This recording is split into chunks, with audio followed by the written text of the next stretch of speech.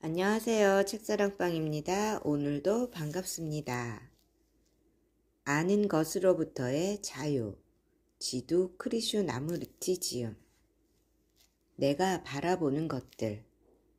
나와 함께 좀 더 가주기 바란다. 문제가 한결 복잡하고 미묘할지도 모르지만 계속 구명해 보도록 하자.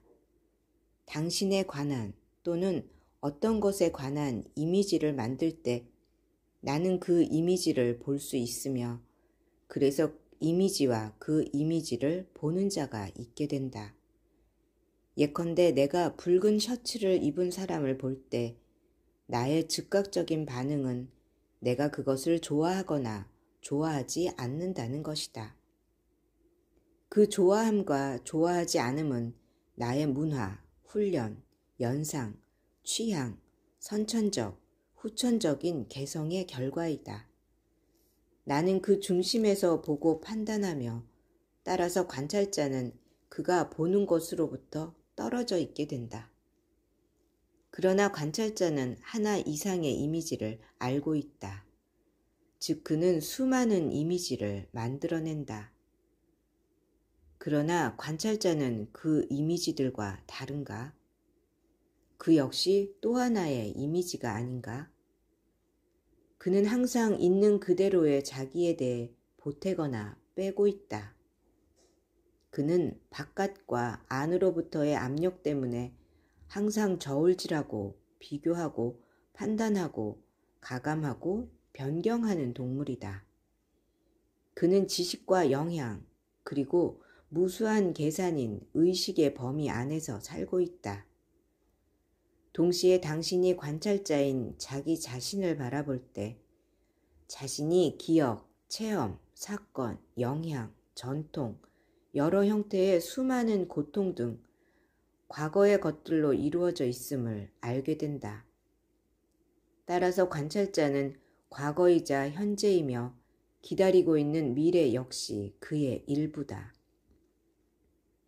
그는 반은 살아있고 반은 죽어있으며 이 죽음과 삶을 가지고 모든 것을 바라본다. 그리고 그러한 마음 상태 속에서 관찰자인 당신은 공포, 질투, 전쟁, 가족을 보며 도전이며 새로움인 그 관찰된 것의 문제를 풀려고 한다. 당신은 항상 새로운 것을 낡은 말로 표현하려 하며 그래서 당신은 영원히 갈등 속에 있게 된다. 관찰자는 그의 주위와 그의 안에 있는 다른 이미지들을 보면서 나는 이 이미지를 좋아해. 나는 이걸 간직할 거야. 라고 말하거나 나는 그 이미지를 싫어하니까 그걸 버려야겠어. 라고 말하지만 관찰자 자신은 여러 가지 다른 이미지들에 대한 반응을 통해 생긴 다양한 이미지들에 의해 짜맞춰진 존재인 것이다. 그래서 우리는 이렇게 말할 수 있다. 관찰자 역시 이미지로서 그는 다만 자신으로부터 분리되어 바라보고 있을 따름이다. 여러 가지 다른 이미지를 통해 존재하게 된 이 관찰자는 자신을 영원한 것으로 생각하며 자신과 그가 만들어낸 이미지들 사이에 하나의 경계, 시간적 거리를 만들었다. 이것이 그와 그가 자신의 고민의 원인이라고 믿는 이미지들 사이에 갈등을 만들어낸다. 그래서 그는 이 갈등을 없애야겠어 라고 말하지만 그 갈등을 없애려는 욕망이 바로 또 하나의 이미지를 낳는다. 이 모든 것을 알므로써 모든 다른 이미지들에 의해 짜맞춰진 중심 이미지가 있다는 것이 드러났으며 이 중심 이미지, 즉 관찰자는 검열관이고 경험자이고 평가자이며 다른 이미지들을 정복하거나 종속시키거나 또는 완전히 파괴하고 싶어하는 심판자다. 그 다른 이미지들은 관찰자에 의한 판단, 견해, 결론의 결과며 관찰자는 모든 다른 이미지들의 결과다. 결국 관찰자는 관찰되는 자인 것이다.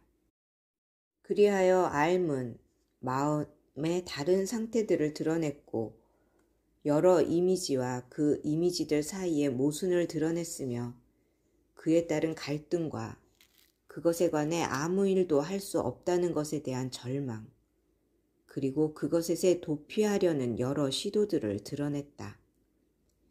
이 모든 것이 조심스럽고 망설이는 알을 통해 드러나자 관찰자가 관찰되는 것이라는 인식이 생긴다. 이것을 알게 된 자는 어떤 우월한 실제가 아니며 어떤 높은 자아도 아니다. 우월한 실제, 높은 자아 등은 만들어낸 것이며 한술 더 뜬 이미지에 지나지 않는다. 관찰자가 관찰되는 자라는 것을 드러낸 것은 암 자체이다. 당신은 자문할지도 모른다. 그럼 그 해답을 얻으려고 하는 실제는 누구인가? 그리고 알려고 하는 실제는 누구인가? 만일 그 실제가 의식의 일부, 생각의 일부라면 해답을 찾는 것은 불가능하다. 이것이 알아낼 수 있는 것은 알의 상태일 뿐이다.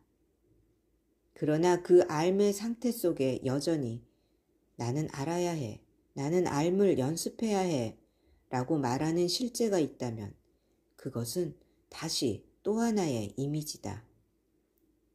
관찰자가 관찰되는 자라는 이 인식은 관찰되는 자와의 동일한 과정이 아니다. 우리는 자신을 어떤 것과 동일화하는 것은 아주 쉬운 일이다. 우리들 대부분 우리 자신을 어떤 것과 동일화시키는데 그것은 커다란 불행과 큰 전쟁을 낳는다. 우리는 어떤 것을 전혀 다르게 생각하고 있으며 우리는 그것을 말로써가 아니라 우리의 핵심, 우리 존재의 뿌리에서 이해하지 않으면 안 된다. 옛 중국에서는 화가가 어떤 것, 예컨대 나무를 그리기 전에 며칠이든 몇 달이든 몇 년이든 상관하지 않고 그 앞에 앉아서 그가 그 나무일 때까지 앉아 있었다는 얘기가 있다. 그는 자신을 나무와 동일화한 것이 아니라 그가 곧 나무였다. 이것은 그와 나무 사이에 공간이 없었다는 것을 뜻하며 관찰자와 관찰되는 것 사이에 거리가 없었다는 것, 아름다움, 움직임, 그림자, 잎의 길이, 색깔의 질 따위를 경험하는 체험자가 없었다는 것을 뜻한다. 그는 완전히 그 나무였고 그런 상태에서만 그는 그릴 수가 있었다. 만일 그가 관찰자가 관찰되는 자라는 사실을 깨닫지 못했다면 관찰자의 모든 움직임은 단지 또 다른 일련의 이미지를 만들 뿐이며 그는 다시 그것들 속에 갇힐 따름이다. 그러나 관찰자가 관찰되는 자라는 사실을 관찰자가 알 때 무슨 일이 일어나는가? 천천히, 아주 천천히 나아가야 한다. 왜냐하면 우리가 지금 천착하고 있는 것이 매우 복잡한 일이기 때문이다. 무슨 일이 일어나는가? 관찰자는 전혀 행동하지 않는다. 관찰자는 언제나 나는 이 이미지들에 관해 뭔가를 해야 해. 나는 그것들을 억압하거나 그것들에게 다른 모습을 주어야 해. 라고 말해왔다. 다시 말해 그는 관찰된 것에 대해 언제나 능동적이고 정열적이며 즉각적으로 반응했고 관찰자 편에서의 좋아하는 행동과 좋아하지 않는 행동을 적극적인 행동이라고 불렀다. 이는 나는 좋아한다. 그러므로 나는 붙잡아야 한다. 아니면 나는 좋아하지 않으니까 버려야 한다. 라고 말하는 경우와 같다. 그러나 그가 행동하는 그것이 다름 아닌 그 자신임을 깨달을 때 그 자신과 이미지 사이에는 아무런 갈등도 없다. 그가 그것인 것이다. 그는 그것과 떨어져 있지 않다. 그가 떨어져 있을 때 그는 그것에 관해 무엇인가 했거나 하려고 했지만 그가 그것임을 깨달을 때 거기엔 좋아함이나 싫어함도 어떠한 갈등도 없다. 왜 그는 무엇인가를 해야 하는가? 만일 그 어떤 것이 당신이라면 당신은 무엇을 할 수 있는가? 당신은 그것에 대항할 수 없고 그것으로부터 도피할 수 없으며 그것을 받아들일 수조차 없다. 그것은 그냥 거기 있다. 그래서 모든 행동은 좋음과 싫음에 대한 반응의 결과로서 끝나게 된다. 그러면 당신은 엄청나게 생동적인 알 있다는 사실을 발견하게 된다.